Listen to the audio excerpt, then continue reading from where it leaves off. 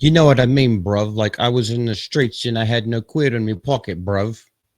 I'm assuming that's what Giant Boyega sounds like. Because apparently that's who we have to talk about today. He can't keep himself out of the news. And the things that he's saying, I don't understand why he doesn't have someone here to tell him, just calm down, man. You are making yourself look worse and worse and worse. But he's got to tell you about his struggle. The struggle. The struggle of lucking into multi-million-dollar contracts, even though his character was not treated with respect. He was paid handsomely to be on the posters of everything. He was basically what got everyone interested in The Force Awakens. Okay, not so much in China, not on the Chinese posters, but everywhere else. He was highly touted as the next big thing with the Star Wars sequel trilogy. But even though they treated his character horribly, he still got paid handsomely. So I don't know why he has such an axe to grind about everything, but look, he's at it again. And he's going to tell you about his struggle. He only had about $60 in his bank account when J.J. Abrams called him about Star Wars and spent 43 to go meet him. Do the math. And that is in quotations. Do the math. He's an angry black boy. John Boyega appeared at the Chicago Comic and Entertainment Expo and revealed he only had about $60 in his bank account when J.J. Abrams called him. The actor then had to spend that much money. So, he lives in England, by the way.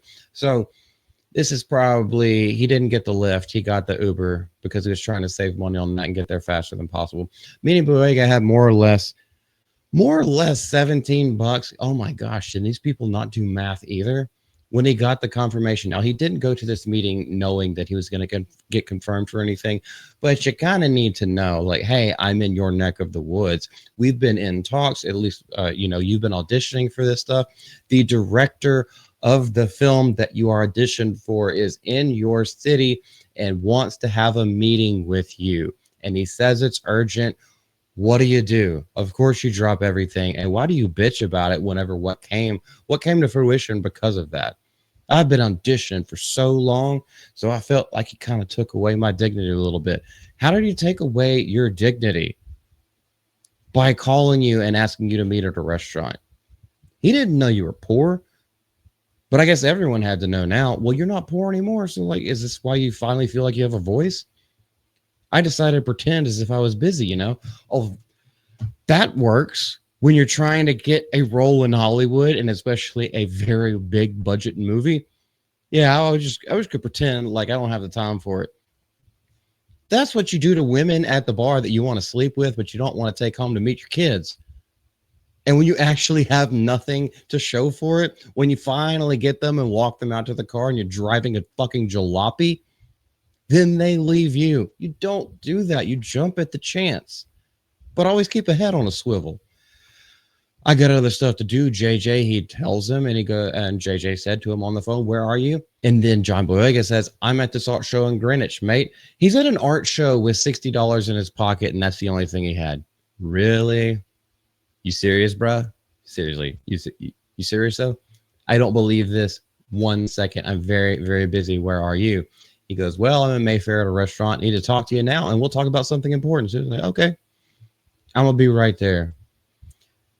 What is this bravado that certain people just feel like this is how they get things done? This was going to happen whether or not he had this bravado or not. He should have been jumping at the chance.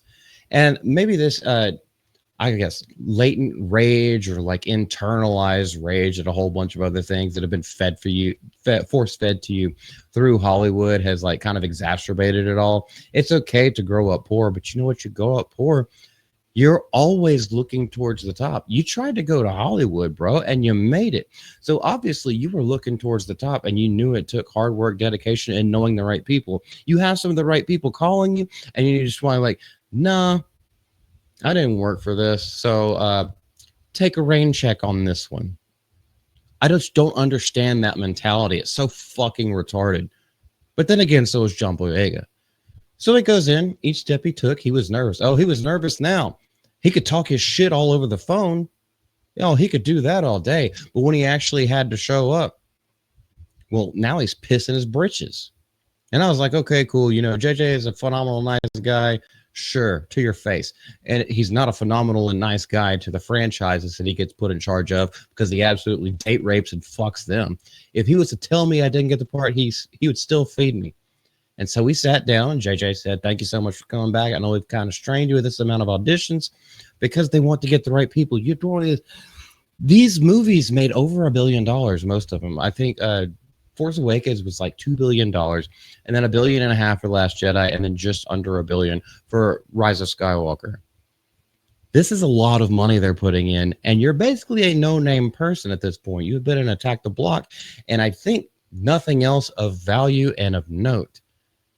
So if they're going to spend this much money on a contract for you that is supposed to be such a pivotal character, yes, they would make you audition multiple times. You obviously don't know your way around Hollywood if you think you audition once or twice, maybe even thrice, and then you just get the job for this much money.